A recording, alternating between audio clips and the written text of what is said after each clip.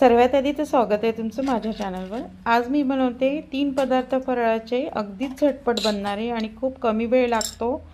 आणि हो, कुठली ॲसिडिटी नाही होणार, काही नाही। आणि दिवसभर तुम्ही ठेवून देऊ शकता, दिवसात केव्हा पण खाऊ शकता। फराळ म्हटलं की खूप हेवी होऊन जातं, तेलकट वगैरे। त्याच्यासाठी मी घेतले 25 ग्रॅम काजू, 25 ग्रॅम बदाम, तसेच 25 ग्रॅम शेंगदाणे। ते सर्व एक चमचा तुपामध्ये शेकून घेते आहे व्यवस्थित, अगदी छान। आणि आता हे हलकंसं शेकून झालं आहे तुपामध्ये छान। याच्यामध्ये आता मीठ मी चवीनुसार घेते, अर्धा चमचा घेतलेला आहे। आता थोडं आणखी हलकं शेकते, त्याला व्यवस्थित काढून घेते। त्याचं जे तूप निघणार आहे चाळणीमधनं, चाळणीच्या झाऱ्यामधनं काढून घेतलेले आहे। तर ते तुपामध्येच मी मखाने शेकून घेते व्यवस्थित। त्याच्यामध्ये मी अर्धी हिरवी मिरची टाकली आहे, तशीच एक वाळली मिरची टाकते। ते तुम्हाला चवीनुसार, जे तुम्हाला जिरे पावडर टाकायची जिरे पावडर टाका। आणि हो, तुम्हाला तुमच्या याच्यात कढीपत्ता चालत असेल उपासाला तर वापरू शकता। तर बघा, मी हिरवी मिरची आणि लाल मिरची थोडीशी टाकून घेतली। वरतून लाल मिरची पावडर टाकते, हळद तर चालत नसते उपासाला, त्याच्यामुळे प्रश्नच येत नाही।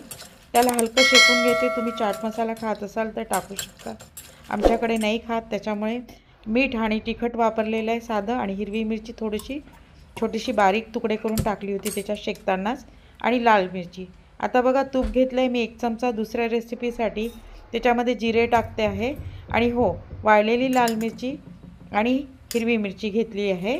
तसंच मी आता त्याच्यामध्ये लाल मिरची तोडून घेतली व्यवस्थित आणि त्याला होऊ देते। आता हे तडतडलं की लागलीच मी साबुदाणा भिजत ठेवलेला आहे, साबुदाणा घेते आहे मी। हिरवी मिरची मी 1 टाकते पूर्ण, तिलाही होऊ देते थोडीशी। लाल मिरची झालेली आहे, साबुदाणा भिजलेला सुटसुटीत दाणे एक वाटी घेतलेले आहे अगदी। साबुदाणा भिजवताना कधी पण जेवढा साबुदाणा असेल तेवढाच त्याच्यावरती 1 इंच पाणी ठेवा, म्हणजे तुमचा साबुदाणा चिकट होणार नाही। मीठ चवीनुसार घेतले आहे, तसेच शेकलेले शेंगदाणे सालं काढलेली मी अर्धी वाटी वापरलेले आहे। आता याला छान मिक्स करून घेते। तुमच्याकडे कोथिंबीर चालत असेल तर नक्कीच टाका। आता बघा, मी याच्यामध्ये थोडंसं साखरेचे दाणे टाकले। दही घेतलं आहे अर्धी वाटी, ते फेटून घेतलेलं आहे व्यवस्थित, अगदी छान प्लेन करून घेतलं आहे। तुम्हाला गोडसर दही हवं असेल तर याच्यात पण तुम्ही साखर टाका थोडीफार। आता मी याच्यात सगळं मिश्रण, साबुदाणा झालेला आहे, अगदी खूप सगळा नाही होऊ द्यायचा, कारण हा दही साबुदाणा आहे, हा शरीरासाठी खूप फायदेकारक असतो। तुम्हाला आतून शांत आणि असं थंड वाटतं, खूप चांगलं आहे। आणि तुमच्या बॉडीमध्ये ॲसिडिटी पण नाही वाढत। बऱ्याच जणांना उपासाचा त्रास असतो की ॲसिडिटी वगैरे वाढते, उपास सहन नाही होत। आता तिसरा पदार्थ म्हणजे मी पॅन ठेवलं, 1 चमचा तूप घेतलेलं आहे। आता याला व्यवस्थित पातळ होऊ देते।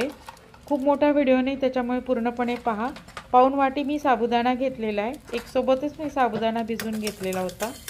उपासात काही म्हटलं तरी तिखटसोबत गोड हवंच असतं, प्रत्येकाला वाटतं की थोडं काहीतरी गोड फार हवं आहे।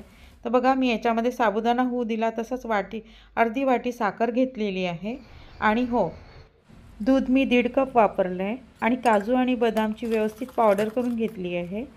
तर बघा, छान दूध टाकून त्याला उकळी येऊ दिली, त्याच्यामध्ये पावडर टाकून दिली व्यवस्थित। बघा, पावडर अगदी छान, याला 1 उकळी येऊ द्या। तुमची इतकी छान भन्नाट खीर होते ना, तुम्ही याला फ्रीजमध्ये ठेवा, थंडीगार फ्रीज, इतकी छान वाटते फ्रीजमधली, खूप टेस्टी वाटते। तुम्ही हे तिन्ही पदार्थ नक्की बनवा, मखाण्याचा चिवडा, दह्यातला साबुदाणा, तशीच खीर, आणि मला सांगा। तसेच तुम्हा सर्वांना महाशिवरात्रीच्या खूप शुभेच्छा इन ॲडव्हान्स।